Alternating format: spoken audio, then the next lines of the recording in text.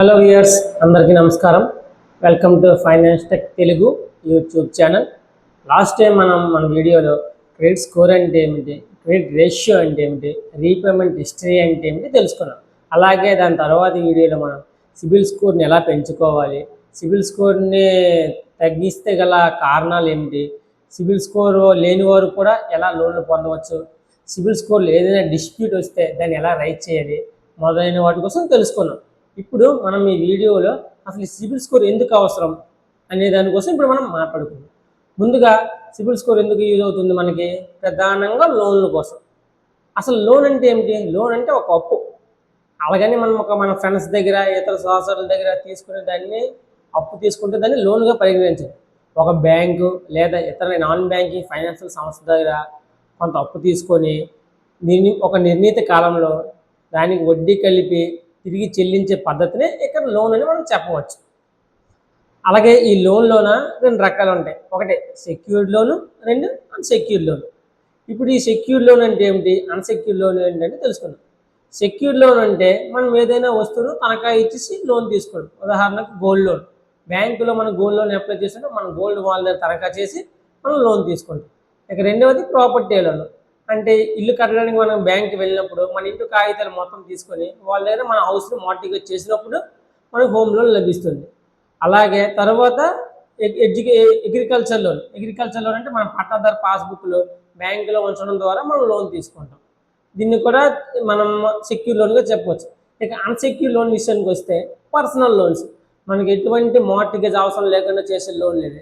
Personal loan, credit cards మొదలైన మనం unsecure loans కింద చెప్పవచ్చు. ఇప్పుడు అసలు ఈ లోన్లకి వెళ్ళడానికి కావాల్సిన డాక్యుమెంట్స్ ఏంటి మొదలైన వాటి తెలుసుకుందాం. ముందుగా లోన్లకి వెళ్ళడానికి 3 రకాల డాక్యుమెంట్స్ కావాలి. ఒకటి KYC documents, 2 financial documents, 3 property documents. ఈ ప్రాపర్టీ డాక్యుమెంట్స్ అనేది సెక్యూర్ లోన్స్కి మాత్రమే అవసరం అవుతుంది. కాబట్టి మనం ప్రజెంట్ అన్సెక్యూర్ లోన్స్ గురించి పూర్తిగా తెలుసుకుందాం. అన్సెక్యూర్ లోన్స్లో మొదటిది కేవైసీ డాక్యుమెంట్స్. ఈ కేవైసీ డాక్యుమెంట్స్ ఏంటంటే తీసుకుంటారో ముందుగా ఆధార్ కార్డు. ఈ ఆధార్ కార్డు అనేది మన దేశం మొత్తం లభిస్తుంది కాబట్టి దీన్ని అడ్రస్ ప్రూఫ్గా మరియు ఫోటో ఐడెంటిటీ ప్రూఫ్గా మరియు డేట్ ఆఫ్ బర్త్ ప్రూఫ్గా దీన్ని తీసుకోవచ్చు. ఇక రెండవది పాన్ కార్డు. ఇది ఇన్కమ్ ట్యాక్స్ డిపార్ట్మెంట్ జారీ చేస్తుంది కాబట్టి మన యొక్క ఆర్థిక లావాదేవీలని ఇది తెలియజేస్తుంది. ఈ పాన్ కార్డును డేట్ ఆఫ్ బర్త్ ప్రూఫ్గా మరియు సిగ్నేచర్ ప్రూఫ్గా మరియు ఫోటో ఐడెంటిటీ ప్రూఫ్గా తీసుకోవచ్చు. తర్వాత ఓటర్ ఐడి. ఈ ఓటర్ ఐడిని కూడా మనం ఫోటో ఐడెంటిటీ ప్రూఫ్గా మరియు చిరునామా ధృవీకరించడానికి మనం ఓటర్ ఐడిని తీసుకోవచ్చు. ఎందుకంటే ఇది ఎలక్షన్ కమిషన్ జారీ చేస్తుంది. ఆ తర్వాత పాస్పోర్ట్ను కూడా మనము అడ్రస్ ప్రూఫ్గా తీసుకోవచ్చు, ఫోటో ఐడెంటిటీ ప్రూఫ్గా తీసుకోవచ్చు, సిగ్నేచర్ ప్రూఫ్గా తీసుకోవచ్చు. ఇక తర్వాత డ్రైవింగ్ లైసెన్స్లో మన యొక్క ఫోటో ఐడెంటిటీ ప్రూఫ్ ఉంటుంది, సిగ్నేచర్ ప్రూఫ్ ఉంటుంది, అడ్రస్ ప్రూఫ్ కూడా ఉంటుంది. కాబట్టి దీన్ని కూడా మనము కేవైసీ డాక్యుమెంట్స్లో ఈ ఫోటో ఐడెంటిటీ కింద కూడా తీసుకోవచ్చు. ఇక తర్వాత మిగిలినవి చిరునామా ధృవీకరించడానికి ఉదాహరణకు మన ఇంట్లో వాడి యూటిలిటీ బిల్స్ అంటే gas connection bill, electricity bill, ఇంటి పన్ను, మున్సిపాలిటీ కొలాయి బిల్లు, దాని తర్వాత ఏదైనా మనం బయట ఊళ్ళు వెళ్ళినప్పుడు కొత్త ఇంట్లో దిగినప్పుడు మనకి ఆ ఓనర్కి అగ్రిమెంట్ ఉంది. ఆ రెంటల్ అగ్రిమెంట్ రిజిస్ట్రేషన్ అయ్యి ఉంటే మనం ఆ రెంటల్ అగ్రిమెంట్ను కూడా అడ్రస్ ప్రూఫ్ కింద తీసుకోవచ్చు. అలాగే రెసిడెన్సీ సర్టిఫికేట్ని కూడా మనం అడ్రస్ ప్రూఫ్గా పరిగణిస్తాం. తర్వాత మనం పోస్ట్ పెయిడ్ బిల్స్ని కూడా అడ్రస్ ప్రూఫ్ కింద మనం పరిగణించుకోవచ్చు. ఇవి కేవైసీ డాక్యుమెంట్స్లో ప్రధానంగా వచ్చి కొన్ని రకాల ముఖ్యమైన డాక్యుమెంట్స్. ఇక తర్వాత ఫైనాన్షియల్ డాక్యుమెంట్స్కి వెళ్దాం. ఈ ఫైనాన్షియల్ డాక్యుమెంట్స్లో రకాలు ఉంటాయి.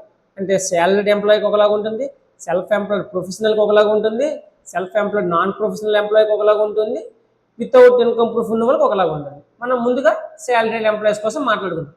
శాలరీడ్ ఎంప్లాయీస్కి జనరల్గా ఏదైనా బ్యాంకులో లోన్లు అప్లై చేశాడు ముఖ్యంగా వాళ్ళు లాస్ట్ 3 months యొక్క శాలరీ స్లిప్లు అడుగుతారు. తర్వాత లాస్ట్ 2 years యొక్క వాళ్ళ యొక్క ఫామ్ 16 కానీ ఐటీ రిటర్న్స్ కానీ ఉంటే అడుగుతారు. తర్వాత లాస్ట్ 6 months బ్యాంక్ స్టేట్మెంట్. ఇది దేనికోసం అంటే వాళ్ళ లాస్ట్ 6 నెలల్లో వారి ఖాతాలో బ్యాంకులో అమౌంట్స్ క్రెడిట్ అవుతున్నాయో లేదో చెక్ చేసుకోవడానికి వాళ్ళకి బ్యాంక్ స్టేట్మెంట్ అడగాలి. అలాగే వాటి యొక్క జాయినింగ్ సర్టిఫికేట్ కానీ సర్వీస్ సర్టిఫికేట్ కానీ అడిగి తీసుకుంటారు. ఎందుకంటే వీడియో యొక్క వర్కింగ్ ఎక్స్పీరియన్స్ తెలుసుకోవడం కోసం. ఇవి ఉంటే బ్యాంకుల్లో శాలరీడ్ ఎంప్లాయీకి త్వరగా మనకి పర్సనల్ లోన్ లభిస్తుంది. ఇక సెల్ఫ్ ఎంప్లాయిడ్ ప్రొఫెషనల్ అంటే డాక్టర్లు, లాయర్లు, చార్టర్డ్ అకౌంట్స్. వీళ్ళు రకాలు ఉంటాయి. కొందరు డాక్టర్లు గవర్నమెంట్ హాస్పిటల్ పనిచేస్తుంటే ప్రైవేట్కి కూడా వారికి హాస్పిటల్స్ ఉంటాయి.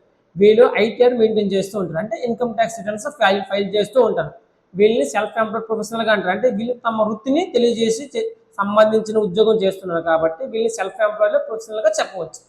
వీరికి సంబంధించిన రిజిస్ట్రేషన్ సర్టిఫికేట్లు, వాళ్ళ యొక్క ఎడ్యుకేషన్ సర్టిఫికేట్లు, బ్యాంక్ ఐటీ రిటర్న్స్ ఇవన్నీ బ్యాంకు సమర్పించి వీరు కూడా పర్సనల్ లోన్ పొందవచ్చు. ఇక సెల్ఫ్ ఎంప్లాయిడ్ నాన్ ప్రొఫెషనల్ అంటే వీరికి జిఎస్టీ ఉంటుంది, సంస్థకు సంబంధించిన రిజిస్ట్రేషన్ సర్టిఫికేట్, భాగస్వామ్యం అయితే భాగస్వామ్య ఒప్పందము మొదలైనవి ఉంటాయి. వీరు అతి పెద్ద మొత్తంలో వ్యాపారం చేస్తున్నట్టయితే వీరికి ఐటీఆర్స్ ఉంటాయి, ప్లస్ జిఎస్టీ రిటర్న్స్ కూడా వీళ్ళు మెయింటైన్ చేస్తూ ఉంటారు. వీరి యొక్క ఆర్థిక లావాదేవీలకు అనుగుణంగా వీరి యొక్క బ్యాంకింగ్ని బట్టి వీరికి రుణం మంజూరు చేయడం జరుగుతుంది. తర్వాత సెల్ఫ్ ఎంప్లాయిడ్లోన వితౌట్ ఇన్కమ్ ప్రూఫ్, అంటే వీళ్ళకి ఇన్కమ్ ప్రూఫ్ అనేది ఉండదు. అంటే చాలామందికి వీధుల్లో ఉండే చిరు వ్యాపారులు, వీరు వీధుల్లో చిరు వ్యాపారం చేస్తుంటారు. వీరికి కేవలం ఒక ఖాతా బిల్లు, చిన్న రిజిస్ట్రేషన్ సర్టిఫికేట్ మాత్రమే ఉంటుంది.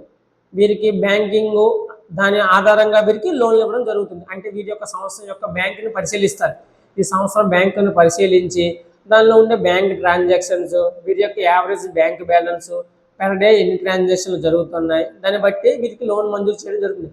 అలాగే వీరి దగ్గర ఉన్నటువంటి పర్చేజు, సేల్ బిల్లులు మొదలైన వాటిని కూడా పరిశీలించి వీరికి రుణ మంజూరు చేయడం జరుగుతుంది.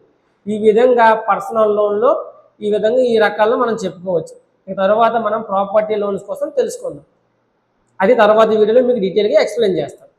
మన వీడియో కానీ మీకు నచ్చినట్లయితే వీడియోని లైక్ చేయండి, మీ ఫ్రెండ్స్ అండ్ ఫ్యామిలీతో షేర్ చేయండి, మన ఛానల్ని సబ్స్క్రైబ్ చేసుకోండి. అలాగే మీకు ఏమైనా డౌట్స్ ఉంటే కామెంట్ రూపంలో నాకు తెలియజేయండి, నేను ప్రతిదానికి మీకు రిప్లై ఇస్తాను.